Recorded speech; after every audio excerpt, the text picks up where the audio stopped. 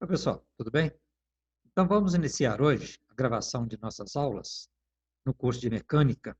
Então, como eu disse, né, na nossa apresentação, é um curso, né, dirigido, a princípio, né, aos estudantes dos cursos de engenharias.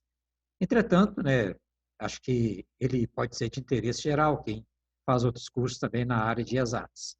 Então, compartilhando com vocês aqui a tela, nesta aula de hoje, nós vamos, né, estudar vetores, e vamos tratar um pouco, então, de vetores unitários, a decomposição de vetores no plano e no espaço, e vetores ortogonais.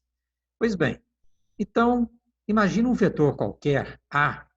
Este vetor, ele pode ser decomposto em um plano XY.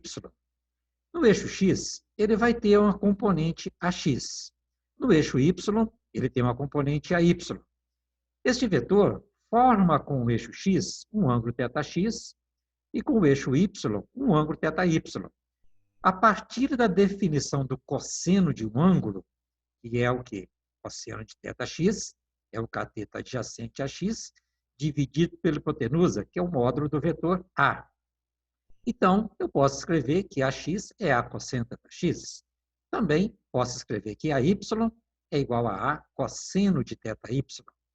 Então, esse vetor, né, o seu módulo, ele pode ser calculado a partir aqui do teorema de Pitágoras. O quadrado da hipotenusa é igual à soma do quadrado dos catetos. Então, desta forma, eu calculo o módulo do vetor A. Vamos considerar agora um vetor no espaço, não mais um vetor em um plano.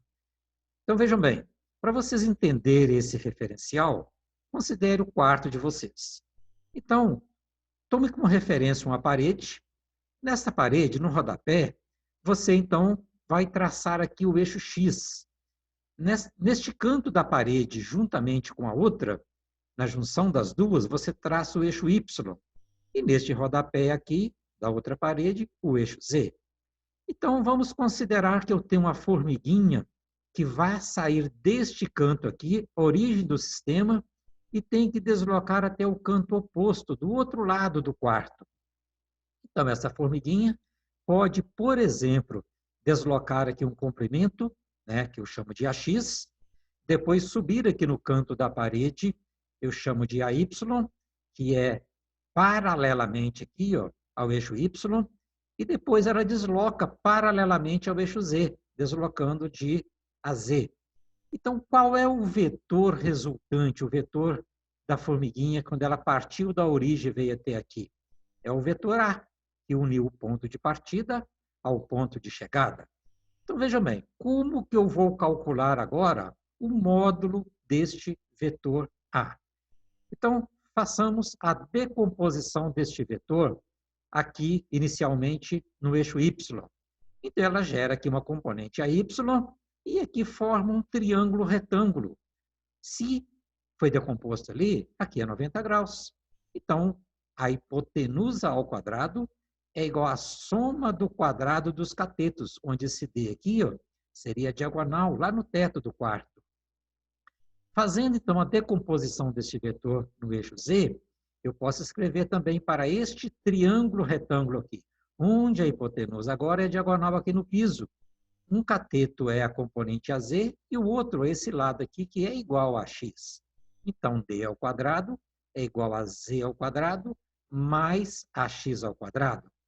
Pegando agora, portanto, estas duas equações, essa daqui, tirada a partir desse triângulo aqui de baixo, e esta outra, tirada deste triângulo que está aqui, substituindo o valor de D ao quadrado na equação aqui de baixo, eu posso escrever, então, que A ao quadrado é igual a x ao quadrado mais a y ao quadrado mais a z ao quadrado. Vejam, portanto, que agora são as três componentes que são elevadas ao quadrado e fazemos a soma para poder encontrar o A ao quadrado. Se a nossa formiguinha tivesse caminhado apenas no eixo x, de AX, depois do eixo y, de AY, seria aquele primeiro caso que nós vimos. Ela está no plano. A componente AZ seria zero. Pois bem, Um conceito também muito importante para nós, vetor unitário. Define-se vetor unitário como a razão entre um vetor qualquer dividido pelo seu módulo. Ou seja, se eu tiver um vetor A qualquer aqui, A grande, então eu vou definir um vetor unitário, A pequeno, como sendo o vetor A grande dividido pelo seu módulo. Ou podemos ainda escrever que o vetor A vai ser o produto do seu módulo vezes o unitário A pequeno. Ora, se eu tivesse aqui, imagine 4 vetores unitários A pequeno aqui. Eu poderia falar que esse vetor A grande seria 4 vezes o vetor unitário, ou seja, o módulo dele vezes o unitário. Bem, além daquele vetor que nós podemos definir na direção de qualquer vetor, nós também temos os vetores unitários ortogonais, que são os vetores I, J, K, definidos no eixo X, Y e Z, respectivamente. Então, vamos imaginar agora que a nossa formiguinha tenha 4 unidades de deslocamento no eixo X e depois 3 unidades de deslocamento no eixo Y, paralelamente a Y. Então, nós podemos falar que teve um deslocamento 4i, tá, na direção do eixo X, é o unitário, e depois mais um deslocamento 3j, paralelamente ao eixo Y, é o vetor j. Então, este vetor é um vetor resultante que vai valer 4i mais 3j, e nós chamamos de B. Então, o vetor B pode ser escrito como sendo 4i mais 3j. Qual é o módulo desse vetor? Como vimos, é a raiz quadrada da soma do quadrado de suas componentes. Então, o módulo, 5 unidades. Se a unidade aqui fosse o comprimento, por exemplo, metro, seria 5 metros. Se fosse centímetros, seriam 5 centímetros. Bom, a nossa formiguinha, então, quando ela caminha ali no cantinho de AX, depois ela caminha lá no outro canto superior de AY, e depois de AZ. Então, como que nós podemos escrever o vetor deslocamento resultante agora em função dos unitários? Olha, ela deslocou de AX, I, mais AYJ, mais AZK. Então, este é o vetor A em função dos unitários. E poderíamos, inclusive, escrever que o vetor A, o módulo dele, é a raiz quadrada de AX ao quadrado, mais AY ao quadrado, mais AZ ao quadrado. Pois bem, vamos fazer então agora um exemplo para poder aplicar esses conceitos iniciais que nós acabamos de ver.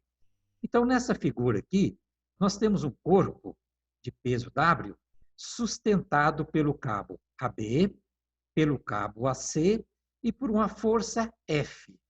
Então, nós queremos aqui calcular os comprimentos dos cabos AB e AC. Bem, então, vamos partir aqui do ponto A. A nossa formiguinha vai andar aqui no eixo X no sentido negativo de 4 metros. Depois ela anda aqui no eixo Z no sentido positivo de 3 metros. Então, aí nós podemos escrever o vetor AB.